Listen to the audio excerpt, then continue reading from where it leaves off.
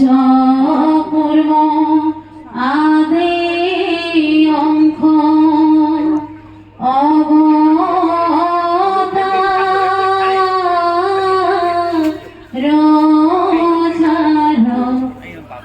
ঈশ্বৰ কৃষ্ণ কপতি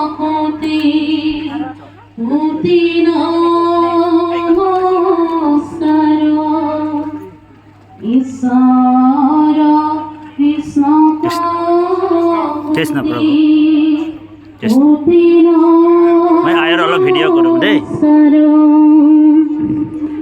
কৃষ্ণ শ্ৰীমন্ত শংকৰদেৱ সংঘৰ ৰঙিয়া জিলা শাখাৰ 44তম বাৰ্ষিক অধিৱেশন উপলক্ষে আয়োজিত এই পবিত্ৰ মুকলি আৰু ধৰ্মালোচনী সভাৰ পৰম সন্মানীয় নৱনিৰ্বাচিত সভাপতি প্ৰভুজনা ইতিমধ্যে মঞ্চ উদ্বোধন কৰি আঁতৰি যোৱা উদ্বোধক বামগৰাকী পৰম সন্মানীয় মূলৰ প্ৰচাৰক ভগৱন্ত প্ৰভুৰ একান্ত সেৱক সুবক্তা সমীৰ তাঁতী বাপগৰাকী মঞ্চত উপবিষ্ট শব্দ প্ৰয়াত শব্দ প্ৰাক্তন ৰঙিয়া জিলা শাখাৰ সভাপতি সম্পাদক বাবুকে প্ৰমুখ কৰি কাৰ্যনিৰ্বাহক সভাৰ বাপাই সমস্ত নৱ নিৰ্বাচিত ৰঙিয়া জিলা শাখাৰ সভাপতি সম্পাদক বাবুকে প্ৰমুখ কৰি কাৰ্যনিৰ্বাহক সভাৰ বিষয়ববীয়া বাপাই সমস্ত সৰং সদস্য মূলৰ সদস্য জিলা সদস্য বাপ আইমাতৃ সমস্ত সেৱা বাহিনীৰ জিলাধিনায়কে প্ৰমুখ কৰি সেৱক সেৱিকা বাপাই সমস্ত মৰমৰ শিশুসকল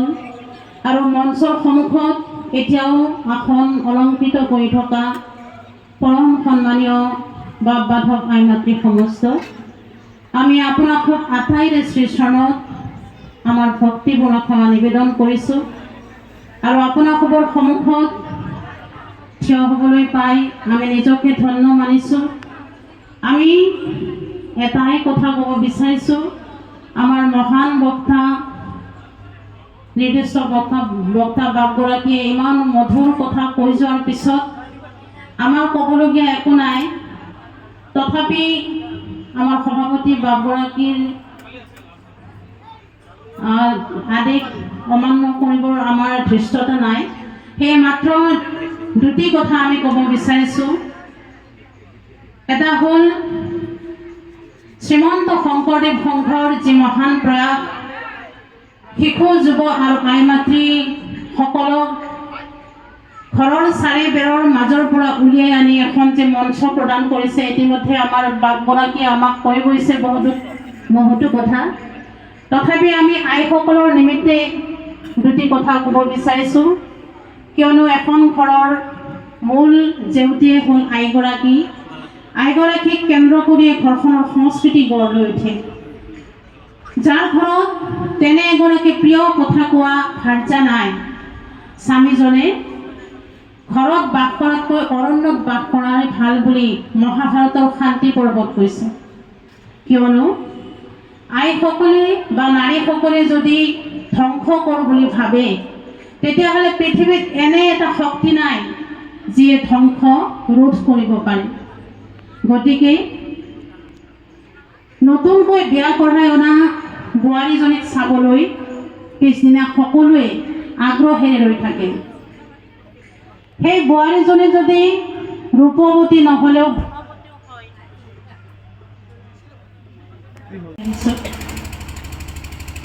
বিবাহিত সেই বোৱাৰীগৰাকীক চাবলৈ আমি পিছদিনা সকলোৱে আগ্ৰহেৰে ৰৈ থাকোঁ সেই বোৱাৰীজনী যদি ৰূপৱতী নহ'লে গুণৱতীও হয় তেনেহ'লে তেওঁৰ যথেষ্ট চাৰিওফালে ফাটি ফুটি যায় জোৰৰ দৰে বিয়পি পৰে কিন্তু বোৱাৰীজনীক চাবলৈ অহা মানুহখিনিক যদি তেওঁৰ গিৰিয়েকে ভিতৰৰ পৰা কয় যে তেওঁ এতিয়া শুই আছে আপোনালোক পিছত আহিব তেতিয়াহ'লে তেওঁৰ যথেষ্টও চাৰিওফালে বিয়পি যাব অৰ্থাৎ ইয়াৰ দ্বাৰা আমি এটা কথাই লক্ষ্য কৰিব পাৰোঁ যে ভাল বেয়া দুয়োটা ক্ষেত্ৰতে আইগৰাকীক ঘৰখনে বা সমাজখনে লক্ষ্য কৰে। গীতাত শ্ৰীকৃষ্ণই অৰ্জুনক কৈছে, সকলোকে সংহাৰ কৰোঁতা মৃত্যুৰ কাৰণ ময়েই, ভৱিষ্যতলৈ যিসকলে জন্ম পাব তাৰ কাৰণো ময়েই নাৰীসকলৰ কীৰ্তি সৌভাগ্য মধুৰ বাণী স্মৃতি শক্তি মেধা ধৈৰ্য আৰু ক্ষমা। নাৰীসকলৰ গাত এই 7টা গুণ নিহিত হৈ থকা বাবে বহু ক্ষেত্ৰত নাৰীগৰাকী পুৰুষসকললৈ শ্ৰেষ্ঠ। গতিকে বাপাই সমস্ত আমাৰ পুৰাণ মহাভাৰতৰ পৰা আৰম্ভ কৰি ইতিহাসৰ পাত লুটিয়ালে আমি দেখিবলৈ পাওঁ পৃথিৱীত এনে বহুতো মহান নাৰীয়ে মহান পুৰুষসকলক জন্ম দিছে, যাৰ কাৰণে তেওঁলোকৰ নাম চিৰযুগমীয়া হৈ ৰৈছে। 33 কোটি দেৱতাৰ ভিতৰত শ্ৰেষ্ঠ ভগৱান শ্ৰীকৃষ্ণ, সৰ্বকালৰ সৰ্বশ্ৰেষ্ঠ ধৰ্মগুৰু শ্ৰীমন্ত শংকৰদেৱ, শ্ৰী শ্ৰী মাধৱদেৱ, মহাত্মা গান্ধী, মাদাৰ তেৰেছা, যীশু খ্ৰীষ্ট, গৌতম বুদ্ধ, হজৰত মহম্মদ, ভক্ত Prahlad, Dhruva, Leonardo da Vinci, Socrates, গেলিলিওকে আদি কৰি স্বামী বিবেকানন্দ, ৰামানুজন, কৃষ্ণকান্ত সন্দিকৈকে আদি কৰি মহান পুৰুষসকলক যিসকল মাতৃয়ে জন্ম দিছিল, সেই মাতৃসকলে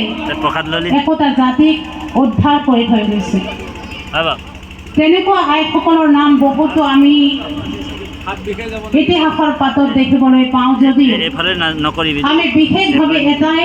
চৰিত্ৰৰ বিষয়ে উল্লেখ কৰি আমাৰ বক্তৃতা সামৰিম। শ্ৰীকৃষ্ণৰ মাতৃ, উগ্ৰসেনৰ জীয়ৰী আৰু কংসৰ ভগ্নী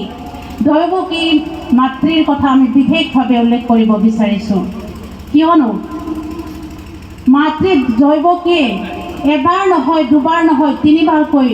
ভগৱন্ত পুৰুষক জন্ম দিছে। দৈৱকীৰ বিষয়ে আমি পাওঁ, তেওঁ প্ৰথম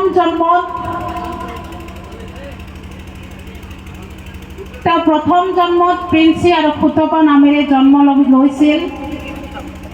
সেই প্ৰিন্সী আৰু সুতপাই যেতিয়া বিবাহ কৰিলে, বিবাহৰ পিছত ব্ৰহ্মাই তেওঁলোকক যেতিয়া সৃষ্টি কৰিবলৈ নিৰ্দেশ দিলে, তেতিয়া তেওঁলোকে 12,000 বছৰ ৰ'দ বৰষুণ নেওচি ঈশ্বৰক আৰাধনা কৰিলে। ভগৱন্ত বিষ্ণু সন্তুষ্ট হ'ল আৰু তেওঁলোকে ভগৱন্ত পুৰুষক পুত্ৰৰূপে পাবলৈ বিচৰাত ভগৱন্ত পুৰুষে প্ৰিন্সী গৰ্ভ নামে তেওঁলোকৰ সন্তান হিচাপে জন্ম ল'লে। দৈৱকী আৰু বসুদেৱে দ্বিতীয় জন্মত আছিল অদিতি আৰু কাশ্যপ। এই অদিতি আৰু কাশ্যপৰ জন্মত তেওঁলোকে ভগৱান বিষ্ণু বামন ৰূপে লাভ কৰিলে, আৰু তৃতীয় জন্মত দৈৱকী আৰু বসুদেৱ হৈ পূৰ্ণ ব্ৰহ্ম শ্ৰীকৃষ্ণক তেওঁলোকে পুত্ৰৰূপে লাভ কৰিলে। গতিকে বাপাই সমস্ত দৈৱকী আৰু বসুদেৱৰ যি ত্যাগ আৰু যি তেওঁলোক ঈশ্বৰ পৰায়ণা আৰু সতী আছিল, গতিকে এই গুণবিলাকৰ জৰিয়তে কাৰণেহে তেওঁ পূৰ্ণ ব্ৰহ্ম ভগৱন্তক 3বাৰকৈ পুত্ৰ হিচাপে লাভ কৰিছিল। গতিকে আমি আইসকলক এটাই আহ্বান জনাব বিচাৰিছোঁ, বৰ্তমান যি আমাৰ সমাজ চাৰিওফালে অশান্ত অস্থিৰ, গতিকে এই সময়ছোৱাত আমি আই মাতৃসকলে বিশেষ ভূমিকা গ্ৰহণ কৰিব লাগিব, যাতে আমাৰ ঘৰখন, সমাজখন, লগতে আমাৰ সতী সন্ততিসকল এটি শুদ্ধ পথত অগ্ৰসৰ হ'ব পাৰে। আইসকলে অন্ধবিশ্বাস, কুসংস্কাৰ, ধৰ্মীয় গোড়ামীৰ পৰা ওলাই আহি শ্ৰীমন্ত শংকৰদেৱ গুৰুজনাই দেখুৱাই যোৱা বাটেৰে অগ্ৰসৰ হ'ব লাগিব। আৰু গুৰুজনাই একদেৱ এক সেৱ এক বিনে নাই কেৱ, যি মহান বাণীৰে কুকুৰ শৃগাল গৰ্দভৰু আত্মাৰাম জানিয়া সবাকো পৰি কৰিবা প্ৰণাম। এই মহান বাণীৰে আমাৰ সমস্ত মানৱ জাতিকে উৱা নৰলোক হৰি ভজিউক ধৰা এইটো উপদেশ এৰা আলোচাল জীৱা কতকাল জৰা ভৈলা পৰৱেশ বুলি আহ্বান জনায় ঈশ্বৰ পুৰুষ ভগৱন্তক পাবৰ কাৰণে যে বাট প্ৰশস্ত কৰি থৈ গৈছিল, সেই বাটেৰে যদি আমি অগ্ৰসৰ হওঁ, আমাৰ ঘৰখনক আমাৰ পৰিয়ালটোক যদি আমি ঈশ্বৰমুখী কৰিব পাৰোঁ, তেতিয়াহে আমি আমাৰ সমাজত আমি আগবাঢ়ি যাব পাৰিম। গতিকে আমি আৰু বিশেষ কথা ক'বলৈ খোজা নাই, যিহেতু আপোনাক আটাইয়ে ঘৰা ঘৰি যাব লাগিব, আমিও যাব লাগিব বহু দূৰ। সেয়ে আমি শেষত আপোনালোকক আহ্বান জনাইছোঁ যাতে আমাৰ গুৰু ধৰ্মৰ যি নীতি নিয়ম সুন্দৰ ৰূপত আইসকলে ধৰি ৰাখিব লাগিব। আজি ইতিমধ্যে আমাৰ নিৰ্দিষ্ট বক্তা বাপগৰাকীয়ে কৈ গৈছে যে মঞ্চৰ আসনবিলাক শুৱনি কৰি থকা বেছি সংখ্যক আসনেই আমাৰ আই মাতৃসকলৰ। আই মাতৃসকল আজিকালি সজাগ হৈছে, গতিকে সেই আইসকলে আমাক আমাৰ সমাজখনক সুন্দৰ কৰি ৰাখিব লাগিব। সদৌ শেষত আপোনালোকক আটাইৰে শ্ৰীচৰণত আমাৰ ভক্তিপূৰ্ণ সেৱা নিবেদন কৰিছোঁ। আৰু আমাৰ আপোনালোকৰ আগত আমাৰ ভাষণ ৰখাৰ ধৃষ্টতা নাই, আমি তেনেদৰে অধ্যয়নশীলো নহয় বা আমাৰ কোনো চৰ্চাও নাই বা আমাৰ যোগ্যতা নাই, তথাপি আপোনালোকৰ সন্মুখত থিয় হোৱাৰ বাবে যি সাহসকণ দিলে তাৰ বাবে আমি আদৰণি সমিতিক পুনৰবাৰ ধন্যবাদ জ্ঞাপন কৰিছোঁ। আৰু ভগৱন্ত পুৰুষক আমাৰ সশ্ৰদ্ধ পৰিপাত নিবেদন কৰি মহাপুৰুষ মাধৱদেৱ গুৰুজনাৰ এজোকা পথাৰে সামৰণি মাৰিছোঁ। কৃষ্ণ কৌটি কোটি ঘূৰ অপৰাধনীতি কৰ্মই দুৰাশয়, হে হৰিমুখ দাস হেন মানি ক্ষমেও কৃপাময় কৃষ্ণ কৃষ্ণ কৃষ্ণ। হৰি ৰাম কৃষ্ণ। কোকিলকণ্ঠী